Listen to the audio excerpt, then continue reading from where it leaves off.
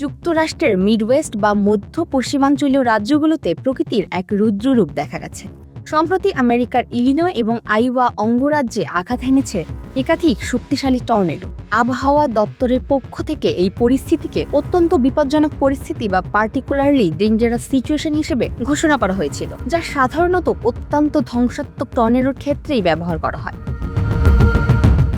সবচেয়ে ভয়াবহ পরিস্থিতি তৈরি হয়েছে সেন্ট্রাল ইলিনয়ের চার্লসটন এলাকায়। সেখানে শক্তিশালী টর্নেডো আঘাত হানার পর গাছপালা উপড়ে গেছে এবং মাইলের পর মাইল বিদ্যুৎ সংযোগ বিচ্ছিন্ন হয়ে পড়েছে। পরিস্থিতি এতটাই নিয়ন্ত্রণের বাইরে চলে যায় যে চার্লসটন শহরে জরুরি অবস্থা ঘোষণা করতে বাধ্য হয় স্থানীয় প্রশাসন। একই সাথে সেখানে প্রায় 3.25 ইঞ্চি আকারের বিশাল শিলাবৃষ্টির খবরও পাওয়া গেছে। পুলিশ বাসিন্দাদের অত্যন্ত জরুরি প্রয়োজন ছাড়া রাস্তায় বের না হওয়ার নির্দেশ দিয়েছে।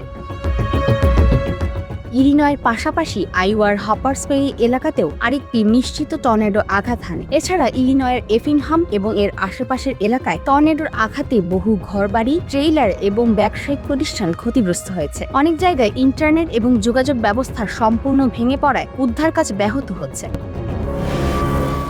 আবহাওয়াবিদদের মতে গ্রীষ্মমণ্ডলীয় আর্দ্রতা এবং তীব্র জেট স্ট্রিমের মুখোমুখি সংঘর্ষের কারণেই জুনের এই সময়ে এসে এমন অস্বাভাবিক ও তীব্র ঘূর্ণিপাকের সৃষ্টি হয়েছে। ইউটিলিটি ট্র্যাকারদের তথ্য অনুযায়ী ঝড়ের কারণে পুরো ইলিনয় জুড়ে অন্তত 55,000-এরও বেশি মানুষ সম্পূর্ণ বিদ্যুৎহীন অবস্থায় রয়েছে।